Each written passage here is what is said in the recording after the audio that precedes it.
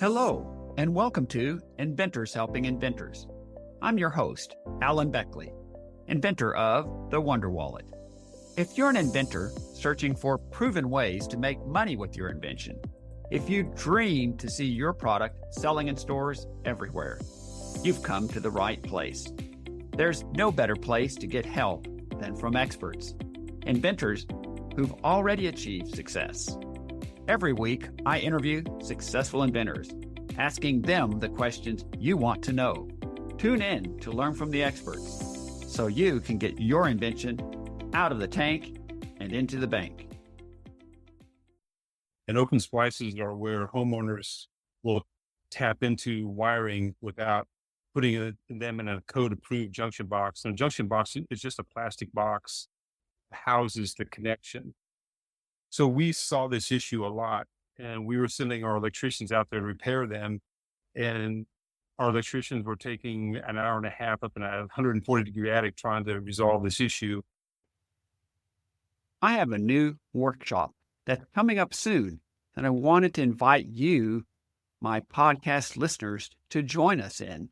It's how to tap powerful AI tools to save you time and money.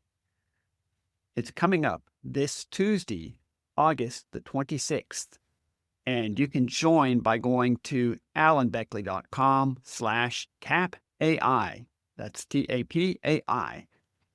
Well, why should you come? Why should you join us? And what will you learn? You're going to learn 3 key and very valuable things in this hour-and-a-half hands-on workshop. Number 1, you'll learn 4 easy-to-use but powerful AI platforms and a good sense of which one to use when and how to cross-compare them for best results. Item number 2, you'll learn how to use AI to get bulleted summaries of lengthy YouTube videos and podcasts. This can save you so much time, so much listening and video time, because the summaries tell you exactly what's in either the YouTube video or the podcast. And finally, part 3, the art of the query. The quality of the information that any AI platform gives you is a direct function of the quality and detail of the query that you give it. You've heard it said before, garbage in, garbage out. So there truly is an art of asking queries to get just the results you want. This is a hands-on workshop, and you'll get chances to try out different queries and see what the results are. I'm very excited for you to join us. Again, it's coming up soon. It's Tuesday, August the 26th, and you can register by going to alanbeckley.com/tapai. By the way, don't wait too long. Enrollment is limited to 10 people, so sign up now. Again, alanbeckley.com/tapai, and we will see you on Tuesday, the 26th of August. Welcome to episode number 536. Today is a rebroadcast of one of our classic favorites, episode number 454, way back to October 24th of last year, with general contractor and successful inventor Dale Crook. Dale invented FlexiBoot, an improved flexible duct product for homeowners that doesn't kink up. I think you're going to enjoy this episode as much as I did. Before embarking on his journey as an inventor, Dale Crook gained valuable experience by owning and operating a general contracting and real estate development business. His work in contracting provided him with an abundance of opportunities to identify common problems and invent new products to quickly and economically solve them. Dale is an accomplished inventor with 16 U.S. patents and over 20 years of experience in product development and innovation. His career has been marked by a passion for creating simple solutions that solve everyday problems. Dale currently has 4 successful products on the market, selling to both wholesale and retail markets. Current retail customers include Lowe's, Home Depot, Ace Hardware, and Do It Best Hardware. You'll want to listen to this entire interview as Dale shares how his career in construction made him a natural problem solver and gave him creativity for his inventing endeavors. Also, how getting his product UL tested and code approved in all 50 states was time consuming and expensive, but provided the benefit of a high barrier to entry for competitors.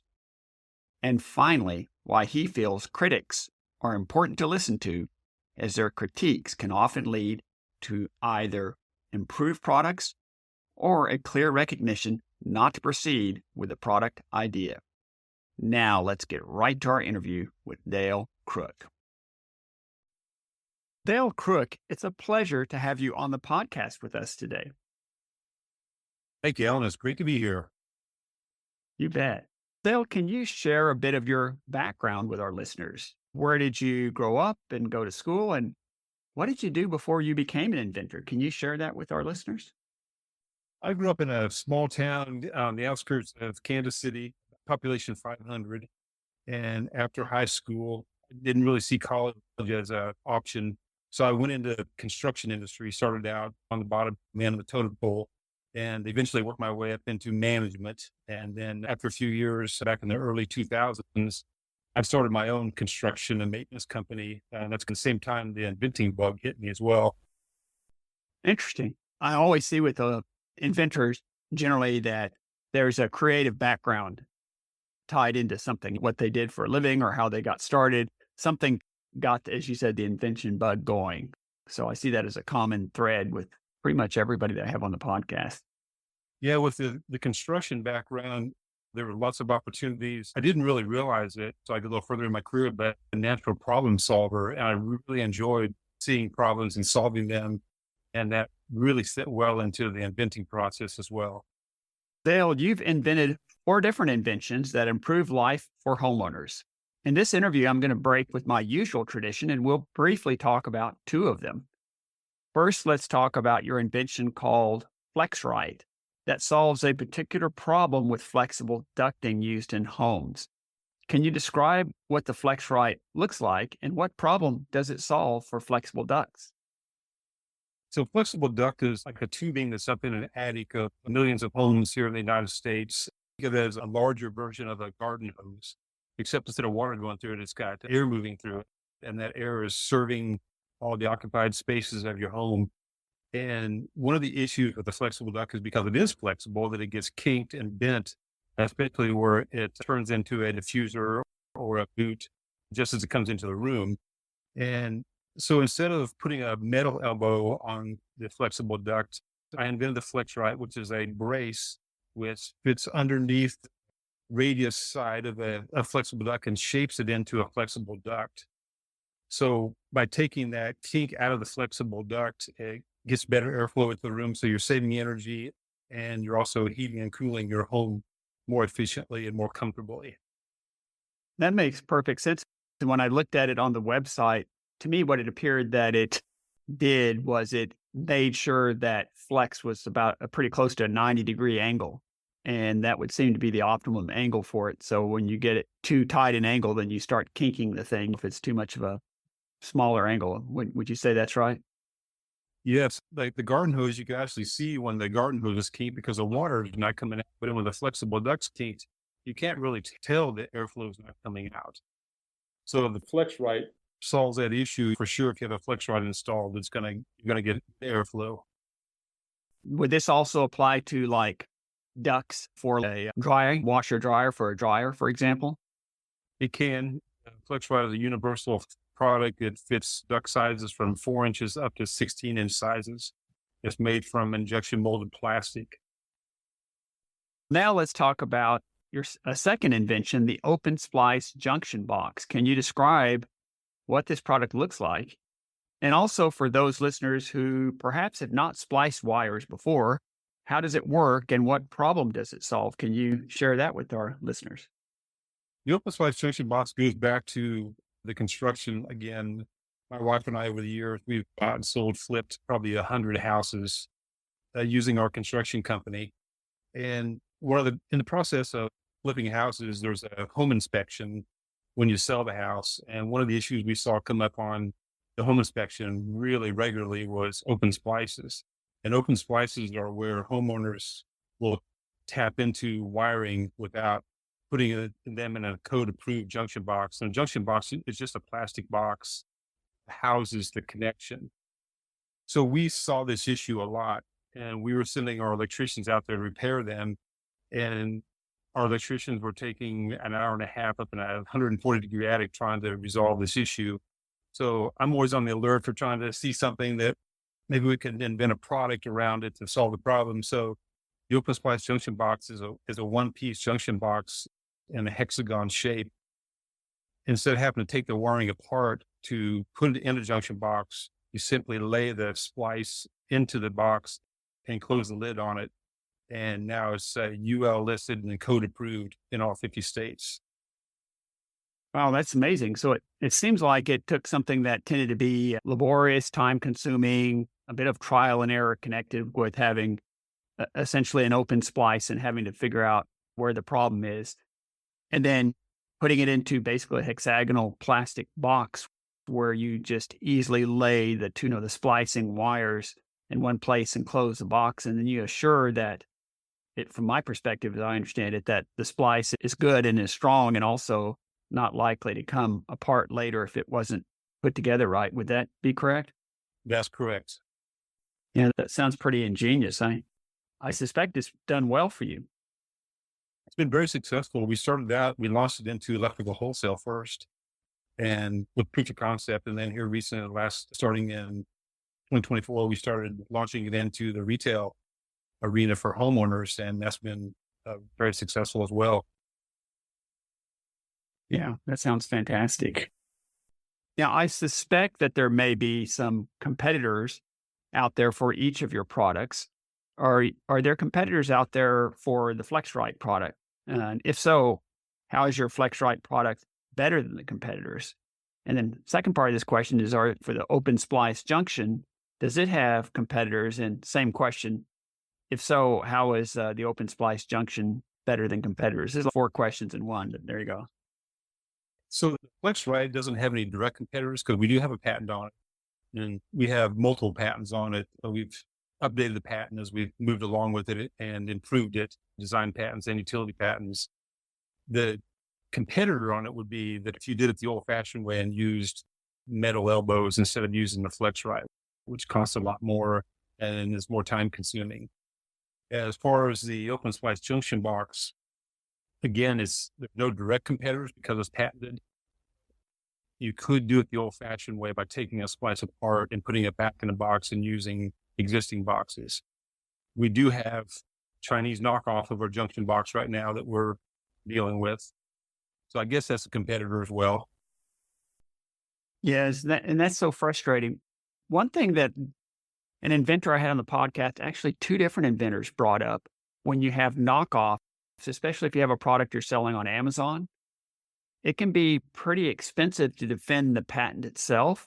But if the knockoff is using trade dress and using your copyrighted images, for example, and also if they're using your trademark, you can come after them much more easily and much less expensively through those means. Had you heard that? We just started that process with our attorney here recently, and we feel very optimistic that we're going to get this taken care of. No, that's fantastic to hear. Dale, I wanted to bring up something, and that is every inventor is going to encounter roadblocks and big challenges along their inventive journey. Can you briefly describe one of your biggest challenges in bringing your product to market and how you overcame it? The most recent one has been the junction box. So since this is an electrical product, it's got to be UL tested and UL listed to meet code. And that's for safety reasons. So homeowners can feel secure that if they buy this product, that it does meet code and it's going to solve the problem the right way. So we have to take this, send it to the UL lab and do testing on it. And it's time consuming and expensive process. And they do burn tests, they do crush tests. And along this process, we were making 3D modelings of it to find out why it was failing the test. And they continued upgrading it until we finally got it to pass the test. And you make a really great point, and it's something that I think inventors often overlook I call it the messy details of inventing, right? In other words, you just want to create a product that's good and solves a problem and get it out there so people can enjoy it. But then you think, are there regulatory agencies or testing or other kinds of things that it has to go through in order to be approved for use, often by governmental agencies? And that's something in general, inventors don't enjoy that process. And especially the fact that it can be, let's say, somewhat costly. But that's part of what I call the messy details sometimes of inventing. You've really got to do that because you're putting a new product out there. I agree.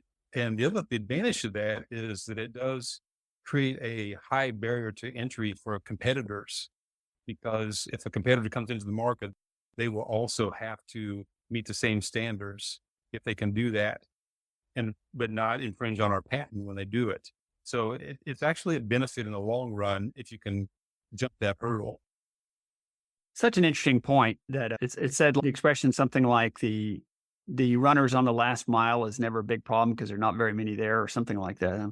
I'm sure I butchered that one, but anyways, and it's true in the sense that often knockoffs and competitors are looking for a cheap way to imitate something that's out there selling successfully. And often what they put out there is similarly cheap, but they don't want to spend hundreds or thousands of dollars to do that. They'll go after some other product if they have to do that in most cases. So that does, as you said, make it a higher barrier. And in the end, it actually serves to your benefit, I'd say. I agree 100%. It's well worth it. Dale, as we roll towards a close, are there any parting words you'd like to leave us with? I would just encourage inventors to be bold. Don't be afraid to take calculated risks that seem to make sense. I believe in getting my family involved in the process because it can be very lonely. The inventing process can be. And feedback is your friend. So when people are telling you, what if the product did this, or what if it did that, or could it do this, or that type of thing, rather than defending what you've done, take that to heart and listen to it. I've seen that in my own products, actually improve the products by hearing what might be considered criticism or critique, but actually really helped me and help the product. And that's such a good point. And one of the ones, I think it's Corvin that I had on that is a special wine dispenser that I had on as a guest. And it's the idea that he hated the fact that once you uncork a bottle of wine, especially a nice bottle of wine, unless you drink it all within a day or worst case two, then the quality and the flavor of it drops dramatically in the next few days. And he thought there ought to be a way to tap into that bottle and just drink what you want, but still preserve the robustness of the flavor and all that. So he invented a methodology for doing that, which is pretty amazing. But he found out as he was selling this, millions of these, et cetera, he had a critic in France, known businessman in France, who really was quite critical of it. And so he flew to France and he met with this guy and they spent like a few hours talking and they ended up being great friends afterwards. But he took it as an opportunity. Instead of seeing it as ignoring that this person said, I don't know why anybody would ever do this, he went and met with him and they reached a common ground. And he also was able to come up with a new product version from what this guy told him. So it was just a win all the way around. I love hearing stories like that. I've received feedback on some other products that I've been working on. And of course, as an inventor, you think every product you invent is the latest and greatest. It's going to be a hit. And then you get feedback, and sometimes it's great to kill the products early rather than continue their life and spend a lot of money and time on something that's never going to work, especially after you hear that feedback from multiple sources. My final question is, how can our listeners reach you if they have other questions for you? I would say let's go to website buildright.net. Okay, that's BUILDRIGHT.net, then the website, right? That's correct. And they can find you there. That's fantastic. Well, Dale, I want to thank you so much for being on the podcast with us today and sharing a little bit about your journey and these amazing products that you've developed, solving problems for homeowners. And I'd like to reserve the opportunity, maybe another 6 months or a year, to have you back on podcast and sharing with us what you've got going on at that time. I would enjoy that, Alan. It's been a pleasure to be with you and really enjoy your podcast and what you do and how you help inventors. Thank you so much. I appreciate that. And it is a real joy for me to do the podcast and talk to so many amazing, brilliant people out there all the time. So once again, thanks for being on the podcast. I want to take just a couple of moments to do something I don't do often enough, and that is to give you a huge thanks for being a loyal listener to the Inventors Helping Inventors podcast. If you've listened to 2 episodes, or 200, or 400, or anywhere in between, you are a loyal listener, and I appreciate every single one of you. This particular week is very important and meaningful to me. Why? Because on January 14th and 2019, I started this podcast 6 years ago. And I have to tell you, when I first started this podcast, I didn't know if I could find 50 inventors I could interview for the podcast, much less over 300 that I found and more coming to me every day. It's absolutely amazing, and I just love this journey. Without you and podcast listeners all over the world, this podcast would certainly not be going. So once again, I want to thank you. I'm so excited to now have gone on for 6 years with this podcast. My goal is to help you and inventors all over the world by bringing you interesting guests with interesting inventions and cool products, and to share their life stories, their challenges, and their aha moments with you. I hope this will help you as you go through the challenges with your own invention. Now, I'd like to finish with a small favor, and that is, if you could take just a couple of moments and give me not only a rating, preferably 5 stars, but also a review on either Apple Podcasts, Spotify, or wherever you listen, that would be amazing. It helps the podcast more than you might know to keep going and to draw other listeners just like you. And sometimes inventors tell me, well, I don't listen to podcasts, so where do I find it? If they tell you that, here's what you tell them. They can always find the podcast on www.alanbeckley.com/podcast. They can find every episode there. So thank you again for being a loyal listener, and more is coming in 2025. Thanks so much for tuning in to Inventors Helping Inventors. If you like the show, please tell your friends about it. Make sure to subscribe in iTunes or wherever you get your podcasts so you won't miss a single episode. Talk to you soon.